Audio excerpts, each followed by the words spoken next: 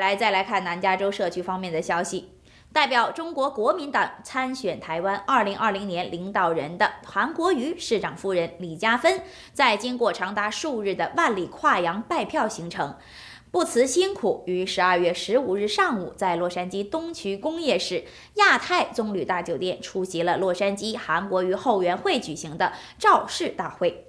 当天随行人员包括台北市议员张思刚、前立委孙大千、高雄市议员黄少廷、韩国瑜国政顾问团廖达奇、中常委李昭平、中常委李德维、中常委曾文培。面对南加地区韩国瑜的支持者，韩国瑜夫人李嘉芬激动不语。她强烈呼吁洛杉矶地区的台湾同胞，2020年1月11日回台，为韩国瑜投出神圣的一票。12月15日上午，在洛杉矶东区工业市亚太棕榈大酒店，代表中国国民党参选台湾2020年领导人的韩国瑜市长夫人李嘉芬，在长达数日的万里跨洋拜票行程中，不辞辛苦，风尘仆仆地现身洛杉矶韩国瑜后援会举行的选举造势大会。李嘉芬随行人员包括台北市议员张思刚、前立委孙大千、韩国瑜国政顾问团成员廖达奇教授、中常委李昭平、中常委李德维、中常委曾文培，他们共同登台，慷慨陈词，强烈支持韩国瑜。也就是说，任何一张选票，只要不是投给韩国瑜，就是亲手消灭了中华民国，就是变相帮助了台独势力。大家说对不对？所以孙大千在这里拜托所有的侨界长辈、好朋友，拜托各位，请集中我们手上的力量，团结一致，票投韩国瑜，捍卫中华民国。大家说好不好？好，谢谢各位，拜托大家。在大会现场，2000多名侨胞群情激愤，人山齐海，情绪爆棚。面对南加地区众多韩国瑜的支持者，李嘉芬激动不已。所有辛苦的工作人员，我知道你们很多人一大早就来布置，我知道，其实在座所有的朋友，嘉芬跟国瑜其实很多我都不认识你。加油！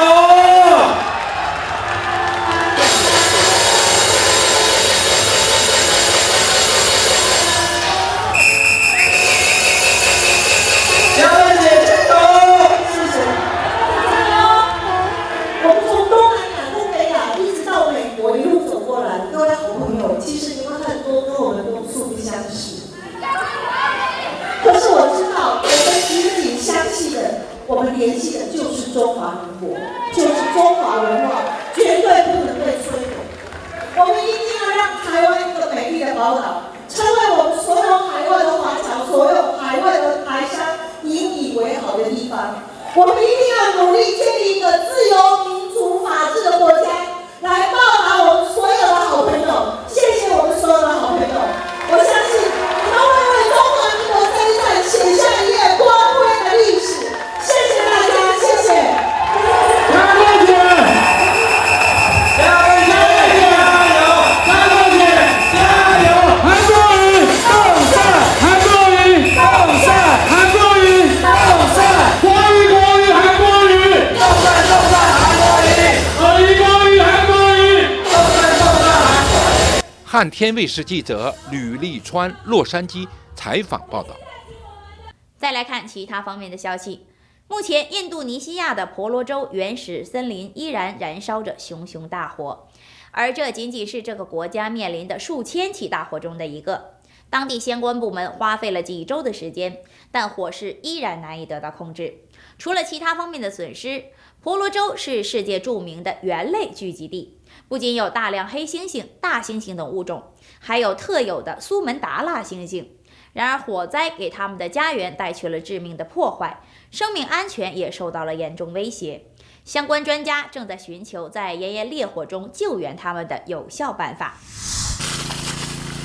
A grinding battle deep in the jungle. Firefighters on the Indonesian island of Borneo struggle to control a forest fire that threatens a national park. This is just brutal work they're doing here. Toxic smoke in the tropical heat. We are fighting here almost 2 weeks already. In here, stay in here, sleep in here. The rainforests in Indonesia are burning. Firefighters have been battling this blaze for weeks, and at its peak this summer, there were thousands of similar fires in other parts of the country. They're fighting on the ground and in the air. These are aerial firefighters, and right now we're on a water bombing mission. Helicopters dump giant buckets full of water on the flames. Bombs away! Firefighters say this crisis was ignited by man. From the fire coming, I think, from the human. Yeah. You think humans started this? Yes, of course. An unusually dry summer fueled this inferno, visible from space. The haze engulfed cities in neighboring countries like Singapore and Malaysia, while in Indonesia, the smog closed airports and schools, creating apocalyptic skies. Yes, sometimes it feels like science fiction. This doctor saw panicked civilians flood his hospital. Indonesian authorities estimate about 1 million people suffered respiratory problems. Be grateful to the air that we have that is not toxic like this, because not everyone can enjoy a fresh air.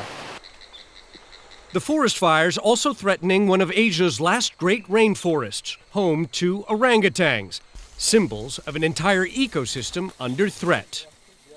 This is Poppy, and she's a 1-year-old example of one of the world's most endangered species. Right now, she's attending a class in jungle school. Poppy! Activists from the Center for Orangutan Protection take orphaned animals and teach them to survive, and hopefully one day return them to the wild. As Borneo's rainforests shrink, the orangutan population has plummeted. The threat is deforestation, maybe because of illegal logging or like conversion of the forest to the make building or something by human, and also for the forest burning. These activists also rescue and relocate orangutans stranded by mass deforestation. The clash between man and nature on display when an ape confronts the heavy machinery ripping down its home. And this is what's replacing much of Borneo's jungle. Sprawling plantations of palm trees, Indonesia's most lucrative cash crop. Palm fruit like this makes a vegetable oil used in around half of all household products sold in your neighborhood grocery store. As palm oil exports ballooned over the last 20 years, so did the Indonesian territory used to grow palms. It's now bigger than entire countries like England or Greece. It's now way out of our control in Indonesia. Even this industry insider is calling for stricter government regulation of the palm oil industry.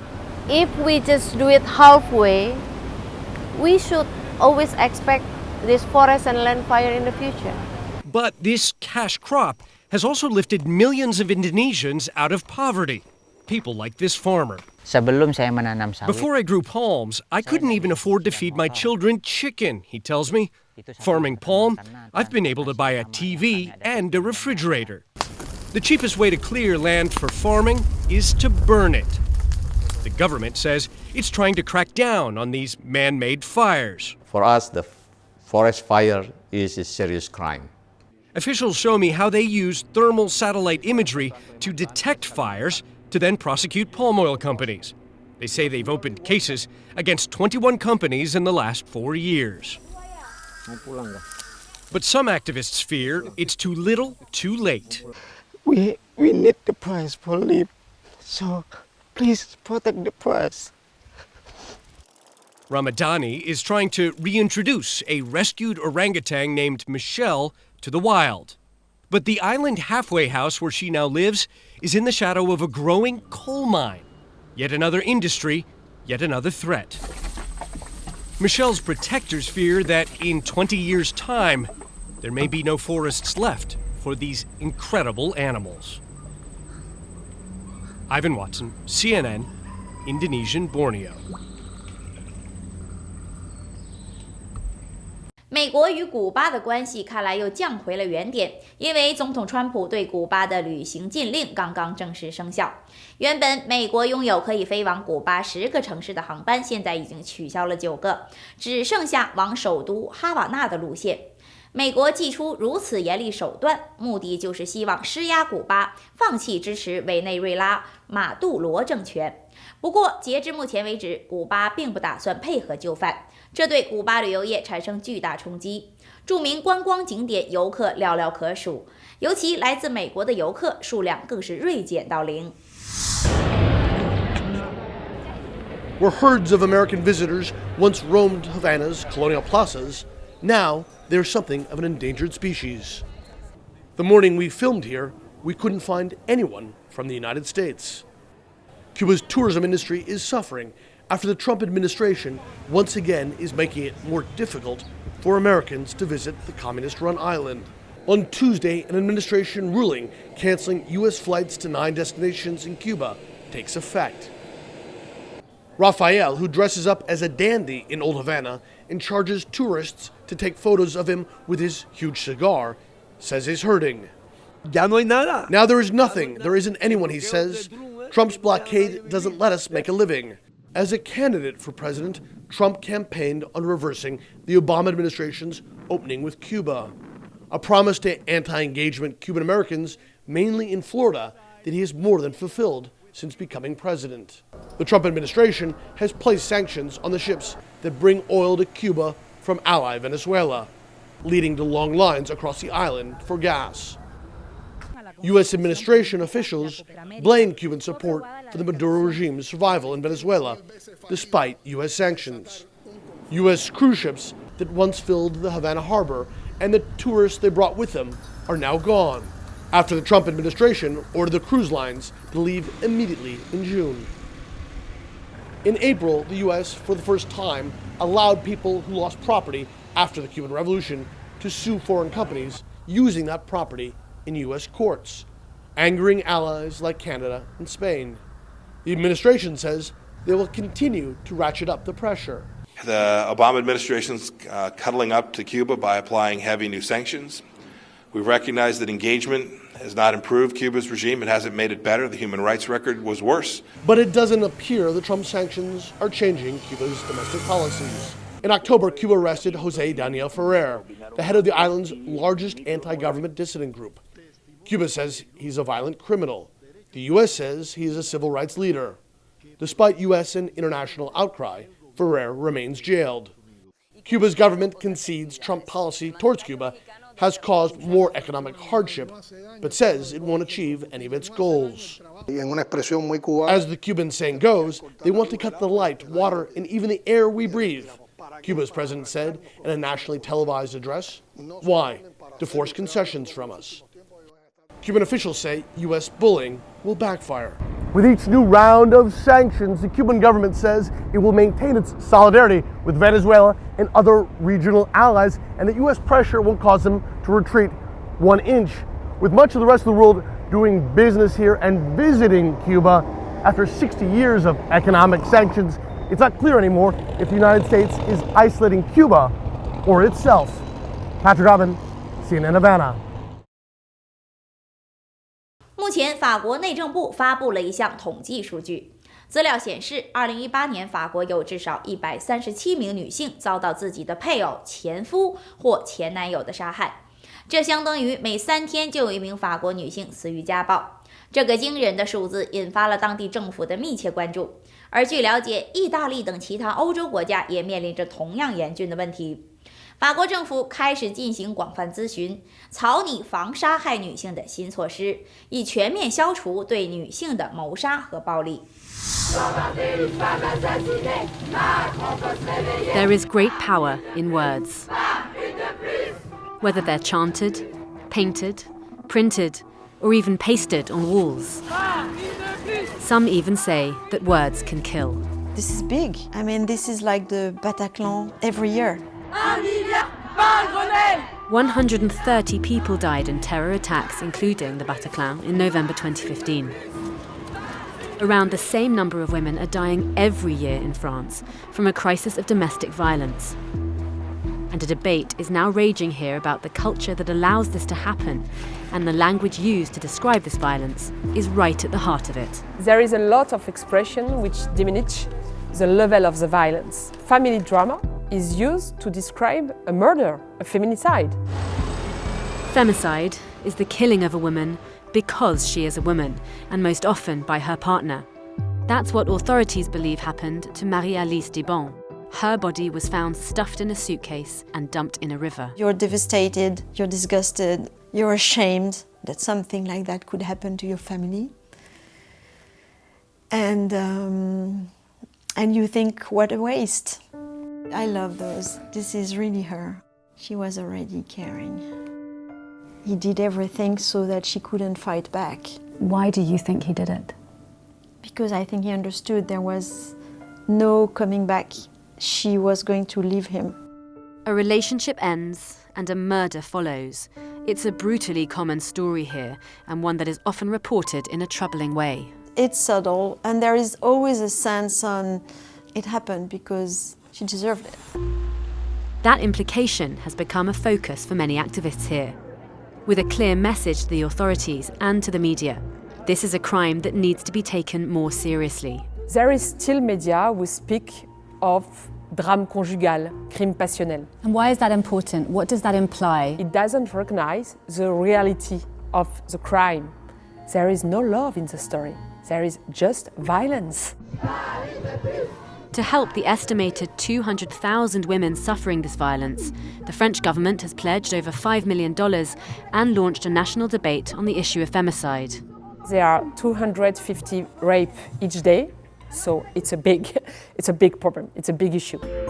This issue dates all the way back to 1804, when the Napoleonic Code legally made women inferior to men. France's laws may have changed, but the culture and the media have been slow to follow suit. He hurt his wife because he didn't like the soup. He was trying to seduce women with a vegetable, drunk, coma, and he went into the wrong room and into the wrong woman. This is some kind of a pun, a play on words. But the thing is, it's talking about a rape of a woman. Violence against women is not a funny story. It's something that you have to talk about like a fact of society, something that happens very regularly. Femicide is just the very tip of the iceberg, the result of something a lot bigger, and this can only change if the culture changes. Rosie Tompkins, CNN. 目前，一份科学报告指出，预计在2050年之前，也就是未来31年之内，全球各大城市都面临海平面上升带来的威胁。其中，泰国、孟加拉国、印度、越南、印度尼西亚等一些亚洲国家将有超过1/10的民众受到影响，政府甚至考虑迁都。